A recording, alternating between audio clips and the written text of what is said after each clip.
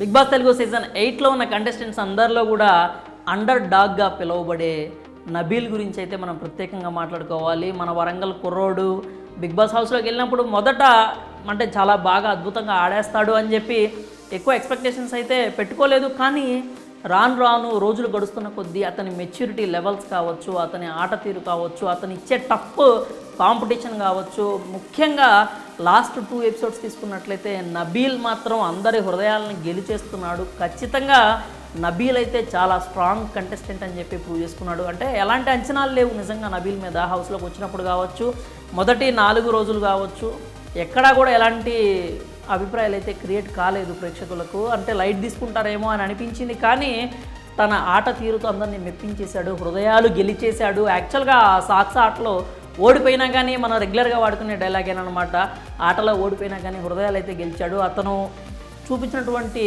ఆ maturity levels అయితే next level అని చెప్పాలి. ఎందుకంటే తన టీం కూడా తనకి సపోర్ట్గా రాలేదు.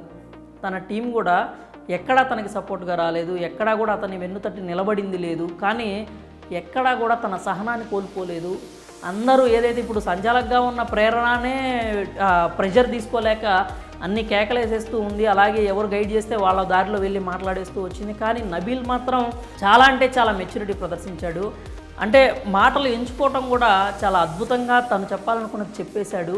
ఇక వేస్ట్ వీళ్ళతో, అంటే ఈ ఇష్యూ మనం ఎంత దూరం లాగినా కానీ యూజ్ లేదు అని అనుకొని అక్కడి నుంచి వెళ్ళిపోయాడు. అంటే మ్యాక్సిమం తన వర్షన్ అయితే వినిపించడానికి ప్రయత్నించాడు. అలాంటి టైంలో నైనికా వాళ్ళు గనక, నైనికా వాళ్ళలో కనీసం సీత కావచ్చు, నైనిక కావచ్చు, వీళ్ళు కనుక మాట్లాడి నిలబడి మాట్లాడున్నట్లయితే చాలా అంటే చాలా బాగుండేది. నబీల్కి మంచి సపోర్ట్ ఇచ్చినట్టు అయి ఉండేది. అవసరమైనప్పుడు ఎవరు కూడా నోరు తెరవకుండా అవతలి వాళ్ళ టీం ఆడుతున్నప్పుడు, నిఖిల్ ఆడుతున్నప్పుడు నిఖిల్ని సపోర్ట్ చేయడానికి అయితే వీళ్ళకి చేతులు వచ్చినాయి, చప్పట్లు కొట్టేశారు, కేకలేసేశారు, గొడవ చేశారు. కానీ సొంత టీం నబీల్కి అన్యాయం జరిగినప్పుడు ఎక్కడా కూడా ఎవరో నోరు విప్పడం అయితే మనం చూడలేదనమాట.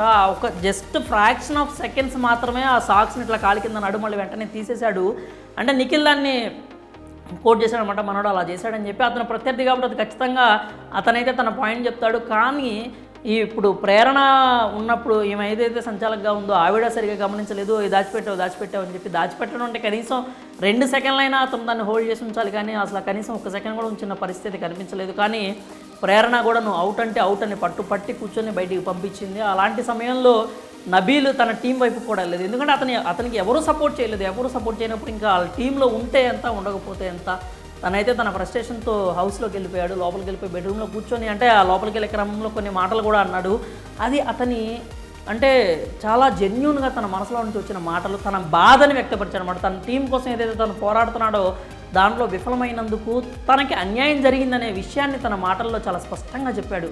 నబీలు అంటే ఎంచుకున్న పదాలు కూడా చాలా బాగున్నాయి. అంటే వాడింది ఇంగ్లీష్ అయినా కానీ మరీ మనం బీప్లేసుకోవాల్సినంత అవసరం లేకుండా అంత కోపాన్ని కూడా, అంత బాధని కూడా చాలా మెచ్యూర్గా మనోడు వ్యక్తపరచడం జరిగింది. వేస్ట్, వరస్ట్, సంచాలకైనంత మాత్రం చూడాల్సిన అవసరం లేదా, నేను కూడా సంచాలక అవుతా, నేను కూడా ఖచ్చితంగా సంచాలక అవుతాను, నాకు కూడా అవకాశం వస్తుంది, నేను కూడా చూపిస్తాను.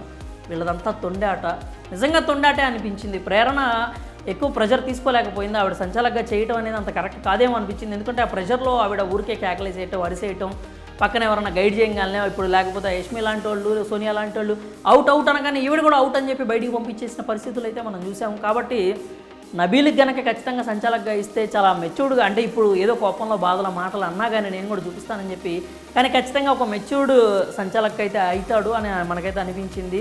అతని ఆట కూడా టాస్కుల్లో చాలా అంటే చాలా బాగా పర్ఫామ్ చేశాడు. ఒక రోప్ ఇచ్చి ఇప్పుడు పృథ్వీని ఒకవైపు, నిఖిల్ని ఒకవైపు పెట్టినప్పుడు కూడా నబీల్ ఎక్కువ బాల్స్ అయితే బాస్కెట్ వేయడానికి చాలా ప్రయత్నించాడు. అలాగే అంటే ఈ ఫుడ్ దొంగతనం చేసినప్పుడు కూడా అతను కోప్పడిన తీరు కావచ్చు, అతను మాట్లాడిన తీరు అయితే భలే, అంటే కొంచెం ముచ్చటగా అనిపించింది అనమాట చూడంగానే.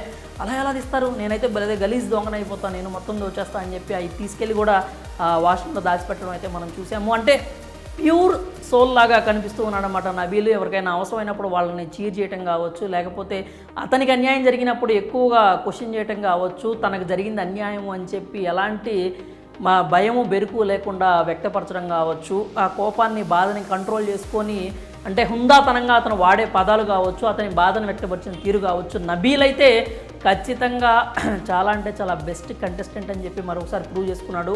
ఆడియన్స్లో కూడా ఖచ్చితంగా నబీల్ అయితే దృష్టిలో పడతాడంటానికి ఎలాంటి అనుమానం లేదు. చాలా అద్భుతంగా ఆడుతున్నాడు. ఇంకా ఇంతకంటే మంచిగా ఆడాలి. తన టీం వైపు నుంచి సపోర్ట్ ఉన్నా లేకపోయినా కానీ తన వర్షం తను చెప్పుకుంటూ తనకు వచ్చిన అవకాశాన్ని వినియోగించుకుంటూ ముందుకు వెళ్తే నబీల్ ఖచ్చితంగా టాప్ 5కి వెళ్ళినా కూడా మనం ఆశ్చర్యపోవాల్సిన అవసరం లేదు. చాలా అంటే చాలా అద్భుతంగా ఆడుతున్నాడు. కాబట్టి మరి మన వరంగల్ కుర్రోడు ఆట మీకు ఎలా అనిపించింది? ఎంత బాగా ఆడుతున్నాడు? ఇంకా ఎంత బాగా అతని ఆటని ఇంప్రూవ్ చేసుకుంటే బాగుంటుందని మీరు అనుకుంటున్నారా? మీ అభిప్రాయాన్ని కామెంట్స్ రూపంలో తెలియజేయండి.